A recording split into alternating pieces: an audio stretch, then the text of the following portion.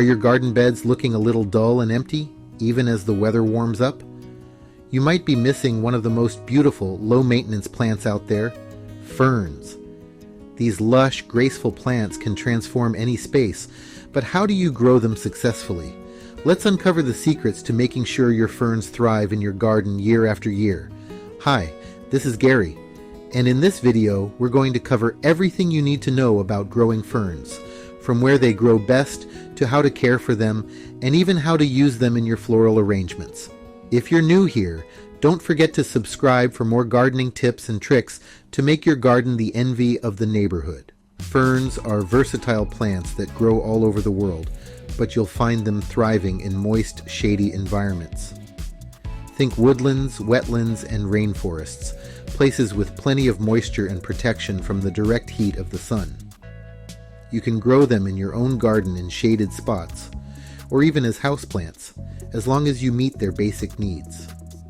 When it comes to outdoor planting, ferns generally grow in hardiness zones, 3 to 9. So whether you're in a colder northern climate or warmer southern region, there's a fern variety for you. Be sure to check the specific needs of the species you choose. Some ferns like the Boston fern do well indoors, while others like the lady fern thrive outdoors in cooler climates. Are you curious about how many types of ferns are there?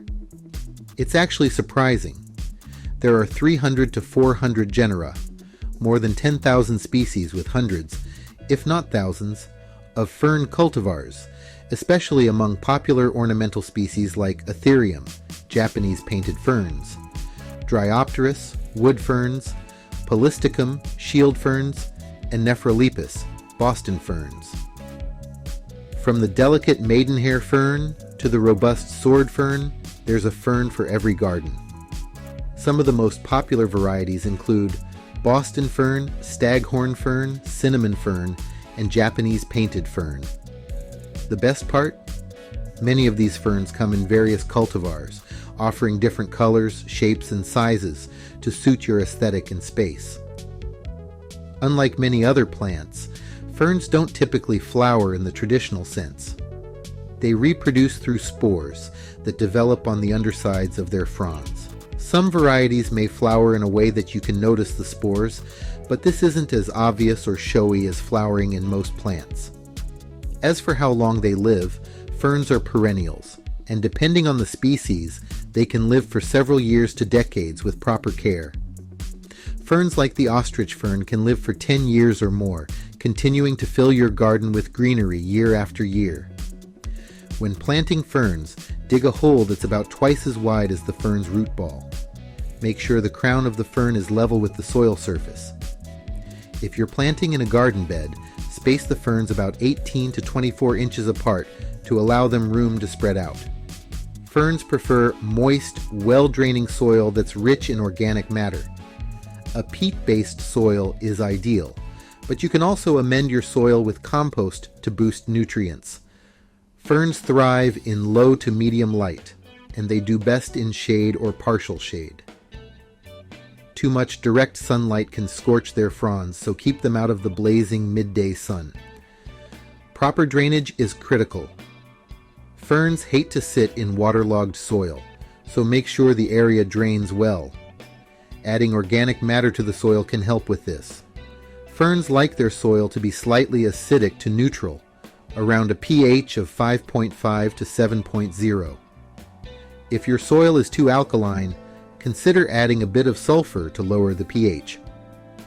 Ferns aren't heavy feeders, but a light application of a balanced, slow-release fertilizer in the spring will encourage healthy growth. You can also use a liquid fertilizer every month during the growing season, but be cautious not to over-fertilize. Ferns love moisture, but they don't like to be overwatered. Keep the soil consistently moist, but not soggy. Water when the top inch of the soil feels dry. While ferns are relatively pest-free, they can sometimes attract pests like aphids, mealybugs, and scale insects. You might also see slugs and snails munching on the leaves. A good organic insecticidal soap can help manage these pests. Keep an eye on your ferns, and treat infestations early. Deer will also nibble on ferns, especially young plants. While ferns aren't the first thing deer go for, if you live in an area with heavy deer traffic, it might be a good idea to protect your ferns with some deer repellent or fencing. Most ferns don't need any kind of support, as they naturally grow in a way that holds themselves up. However, if you're growing a larger variety like the tree fern, Dicksonia antarctica, you may need to provide a little extra support to keep the fronds upright. Ferns make excellent additions to floral arrangements. Their feathery fronds add texture and greenery to bouquets. The best ferns for cut flowers are those with sturdy long fronds, like the maidenhair fern and leatherleaf fern. Just cut them at the base, and you'll have a lovely green filler for your arrangements. The spores on the backs of fern fronds can be used to propagate new plants, making them a great choice for gardeners who want to grow their fern collection. Now you have all the tips and knowledge you need to grow healthy, lush ferns in your garden. Whether you're adding them as an accent plant or incorporating them into floral arrangements, ferns are an easy, low-maintenance way to enhance any space. If you found this helpful, don't forget to like the video and subscribe for more gardening tips. And be sure to check out my other videos on growing beautiful, low-maintenance plants. This is Gary. Thanks for watching, and please visit again.